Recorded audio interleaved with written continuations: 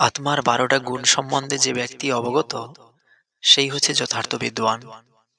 শ্রীমদ্ ভাগবতে বলছে, আত্মা নিত্যব্যয় শুদ্ধ একক্ষেত্রজ্ঞ আশ্রয় অবিক্রয় সদৃগ হেতুবপকঃ অসঙ্গী অনাবৃত।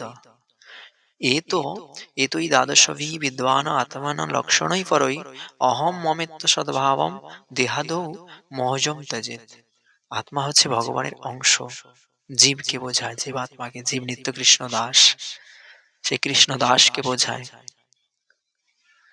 তারা উভয় চিন্ময়, আত্মা আর পরমাত্মা উভয় চিন্ময়, জন্ম মৃত্যু রহিত, অব্যয়, জড়কলুষ থেকে মুক্ত, স্বতন্ত্র, ক্ষেত্রজ্ঞ, সবকিছুর আশ্রয়, বিকার শূন্য, আত্মদর্শী, সর্বকারণ, সর্বব্যাপ্ত, জড়দেহের উপর নির্ভরশীল নয় এবং তাই সদা সর্বদা অনাবৃত।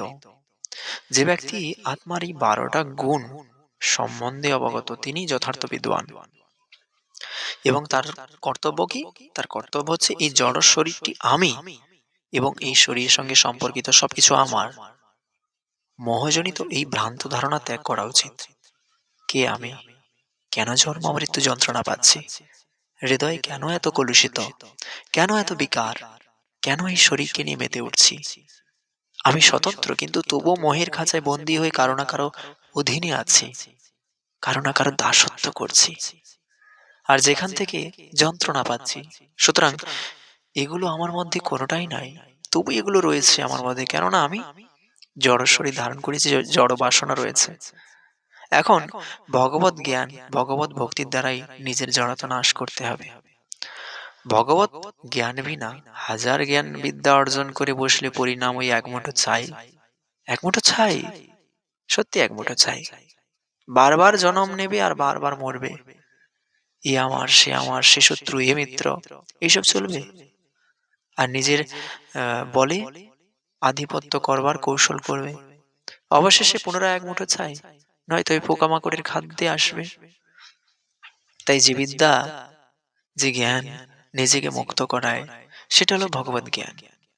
এটা না অর্জন করে দুমুঠো খাওয়ার জন্য কুকুরের মতো ঘেউ ঘেউ কামড়া কামড়ি করে মানব জন্মটাকে পশুর মতো করে দিচ্ছি। ৩ বেলা যে ৩ মুঠো খাচ্ছি আমরা, সেটা কারো সদ উপায়ে অর্জন হচ্ছে, কারো অসদ উপায়ে খাচ্ছে সকলেই, কিন্তু সেই আহারটা কতজনে সাত্ত্বিক আছে সেটাই হলো ভাবনার বিষয়। কুকুরেরা কখনো খাবার নিয়ে বিচার করে না। হ্যাঁ, সে যেখানে আহার দেখবে সেটা তার ভেবে কামড়া কামড়ি করবে। মানুষ যদি এমন করে, তবে সে কুকুরের থেকে কম কিসের? কবে নিজের হৃদয়টাকে দেখবো আমরা? কবে দেখবো নিজের হৃদয়টাকে? কবে দেখবো নিজের কর্মটাকে? কবে নিজে বিচার করব নিজের করা অপরাধগুলো? এগুলো খুবই প্রয়োজন আছে। না হলে কুকুর বিড়াল হতে বেশি সময় লাগবে না। দেখো, এত হিংসা, পশুর মতো আচরণ চিন্ময় আত্মার নাই। আমার নাই, আমি তো চিন্ময় আত্মা, আমরা সকলে চিন্ময় আত্মা, কিন্তু কারো হিংসে নাই।